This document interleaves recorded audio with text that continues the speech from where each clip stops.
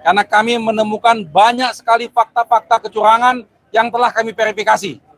Dan laporan ini sudah kami follow up-in, laporan-laporan ini sudah masuk ke Bawaslu, dan siap akan berlanjut sampai titik darah penghabisan. Bismillahirrahmanirrahim. Assalamualaikum warahmatullahi wabarakatuh. Bertemu lagi dengan saya di channel YouTube Resti Hartika.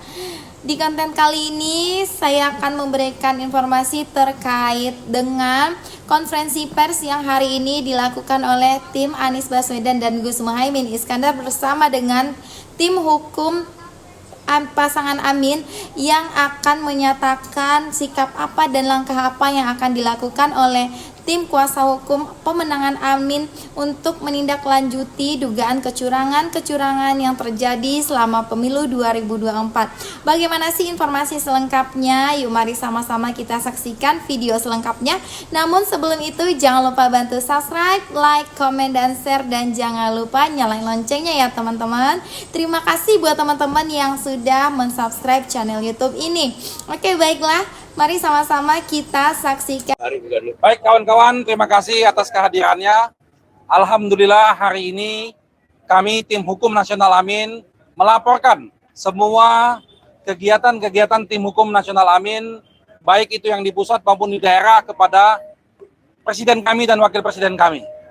Karena kami menemukan banyak sekali fakta-fakta kecurangan yang telah kami verifikasi. Dan laporan ini sudah kami follow up-in, laporan-laporan ini sudah masuk ke Bawaslu dan siap akan berlanjut sampai titik darah penghabisan. Kami akan melaporkan ini sesuai dengan prosedur hukum yang ada. Selanjutnya kami persilakan kepada Pak Anies dan Pak Muhaimin untuk menyampaikan. Oke.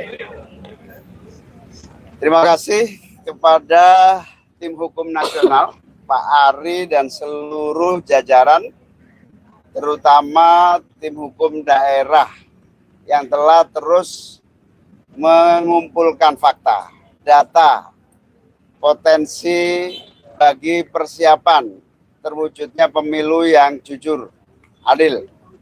Dan insya Allah kami akan siap dengan seluruh proses yang berikutnya, di mana THN akan menyiapkan berbagai langkah-langkah hukum untuk memberikan kepastian bahwa pasangan Amin adalah pasangan yang memiliki kesiapan untuk masuk di putaran kedua.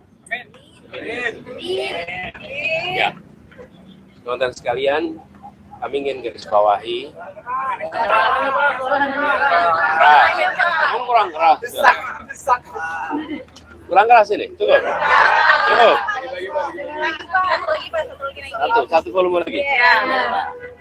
Ini teman-teman, saya ingin tegaskan kepada semua bahwa pemilihan umum harus dijaga integritasnya. Pilarnya demokrasi adalah kepercayaan. Dan salah satu unsur dari kepercayaan adalah kejujuran. Agar proses demokrasi ini berjalan dengan baik dan menghasilkan pemerintahan yang berfungsi dengan baik, maka pilpres, pemilu harus dijalankan dengan kejujuran. Kami tidak mau gegabah. Tidak ada di hari pertama, hari kedua, deklarasi kecurangan ini, kecurangan. Tidak, kami tidak mau gegabah. Karena kami ingin menghormati rakyat Indonesia, dengan rakyat Indonesia mendapatkan informasi yang akurat, yang matang, yang sudah terverifikasi. Itulah sebabnya kenapa tim hukum bekerja lengkap.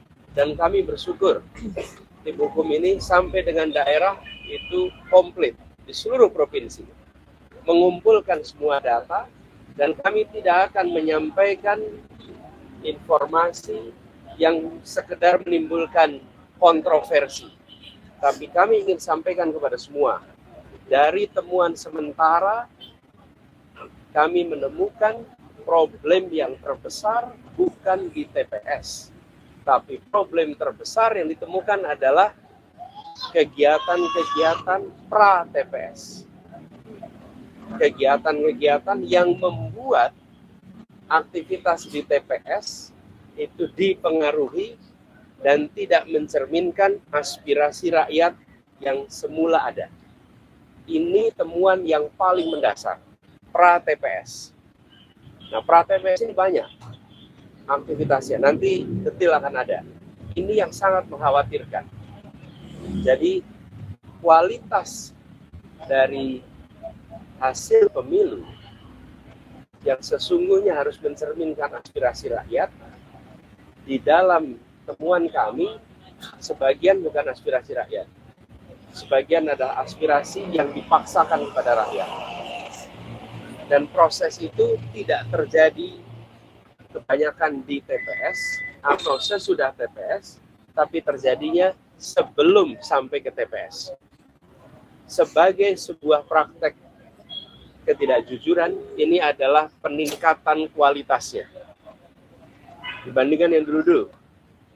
Dan ini yang bisa mengganggu demokrasi kita. Jadi saya ingin mengajak kepada seluruh rakyat Indonesia, apapun pilihan pilpres saudara-saudara sekalian, boleh memilih nomor 1, boleh memilih nomor 2, boleh memilih nomor 3, tapi harus sama-sama memilih pilpres yang jujur. Apapun pilihannya, mau pilih 1, 2, 3, harus sama-sama kita pilih yang jujur. Dan keberhasilan karena kejujuran akan menghasilkan kekuatan moral yang kuat. Tapi kalau keberhasilan yang tidak ditopang dengan kejujuran, apalagi dengan pelanggaran-pelanggaran, dia akan menghasilkan cacat moral yang berdampak besar. Saya ingin ingatkan pada semua, pelanggaran-pelanggaran seperti ini bisa terjadi di bidang-bidang yang lain.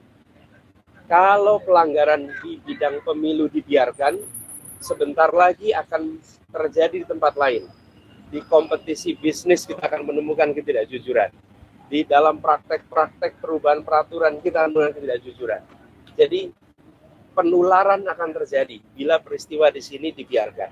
Karena itu pada siang hari ini ketika kami berkumpul bersama di sini, kita mendengarkan, nanti sesudah semuanya lengkap, pada waktunya tentu akan ada langkah berikutnya.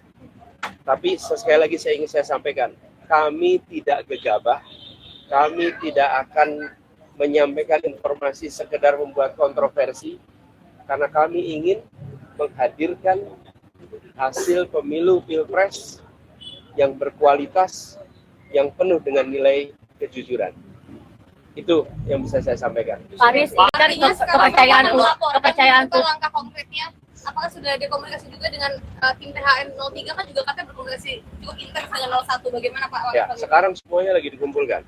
Jadi saya sampaikan tadi, kami tidak ingin separuh-separuh, biar tuntas semuanya. Di daerah sekarang proses pengumpulan sedang jalan terus. Anies, ini kan kepercayaan publik terhadap KPU, Bawaslu dan juga MK ini mulai berkurang. Nantinya ketika masalah ini dibawa ke MK, seberapa yakin keputusan nantinya itu akan adil, gitu Pak Anies? Kita tunggu nanti. Yang jelas bagi kami sekarang, kami ingin agar semua informasi yang terkumpul, terverifikasi, solid, dan kami minta kepada semua jajaran aparat pemerintah, jangan ada yang mengintimidasi mereka-mereka yang mau bersaksi. Ya. Karena kita sudah menemukan di lapangan, mereka yang menemukan praktek-praktek penyimpangan itu mengalami intimidasi, mengalami ketakutan, padahal ini negeri yang merdeka, jangan sampai itu terjadi. Masalah ini Pak Anies, ini kan salah satunya mungkin kalau misalkan pra-TPS, apakah terkait pelanggaran yang dilakukan tapi tidak ditindaklanjuti oleh Bawaslu, dan mungkin kalau misalkan dari Pak Paul sendiri, Gus, dari PKB, apakah mendorong untuk melakukan hak angket di DPR untuk memanggil ke KPU Bawaslu, seperti apa sih Gus? Karena Pak Ganjar juga mendorong untuk hak angket kecurangan dibawa ke hak angket DPR. Dan gimana? Ya, gini, ketika kita mendengar akan dilakukan, kami melihat itu ada inisiatif yang baik. Dan ketika Pak Ganjar menyampaikan keinginan untuk melakukan angket itu, fraksi PDI Perjuangan adalah fraksi yang terbesar. Kami yakin bahwa koalisi perubahan, Partai Nasdem, Partai PKB, Partai PKS akan siap untuk bersama-sama. Jadi Siap. saya memandang dengan adanya inisiatif angket, proses di DPR bisa berjalan. Kami siap dengan data-datanya dan di bawah kepemimpinan fraksi terbesar, maka proses DPR bisa berjalan. Saya yakin Partai Koalisi Perubahan siap untuk menjadi bagian dari itu. Tapi dalam waktu dekat ada planning buat bertemu Pak Ganjar dan 03 nggak Pak Anies? Nanti kita kabarin. Ada komunikasi sebelumnya? Ya, udah dijawab sama Mas Anies, 3 partai solid. 3 partai solid. PKB juga siap berarti yang membawa ini ke 3 partai solid, bukan hanya PKB. Anies tanggapannya Pak Surya Paloh bertemu Pak Jokowi. Begini, saya ingin sampaikan bahwa kita semua ini solid, tidak ada yang berubah. Ya, Anies Muhaimin jalan terus bersama. Kita ini bekerja intensif tiap hari terus. Memang tidak selamanya muncul di media.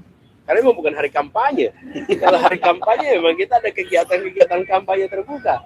Tapi pertemuan-pertemuan jalan terus. Lalu partai koalisi solid sesolid-solidnya. Jadi jangan khawatir. Kita jalan terus bersama. Di sini Anies Baswedan menyampaikan bahwa bukti sudah cukup dan juga beliau menyampaikan berterima kasih kepada semua tim Amin yang sudah bekerja sama mengumpulkan bukti-bukti sehingga sudah dirasa cukup oleh tim pemenangan dan tim kuasa hukumnya Anies Baswedan dan Gus Muhaimin. Nah, setelah kita nonton sama-sama, gimana nih menurut pendapat teman-teman? Pada video tadi, Bapak Anies Baswedan juga menyampaikan bahwa pemilu itu harus dijaga integritasnya dan harus berlandaskan dengan kejujuran. Bagaimana untuk langkah ke depannya, kita sama-sama menunggu informasi berikutnya. Semoga saja ada titik terang. Oke, baiklah teman-teman, sekian dulu konten dari saya. Terima kasih buat yang sudah menonton dan terima kasih juga buat yang sudah subscribe. Bagi yang belum subscribe, jangan lupa bantu subscribe, like, komen, dan share. Dan jangan lupa nyalain loncengnya ya teman-teman. Sekian dulu dari saya. Assalamualaikum warahmatullahi wabarakatuh. Dadah.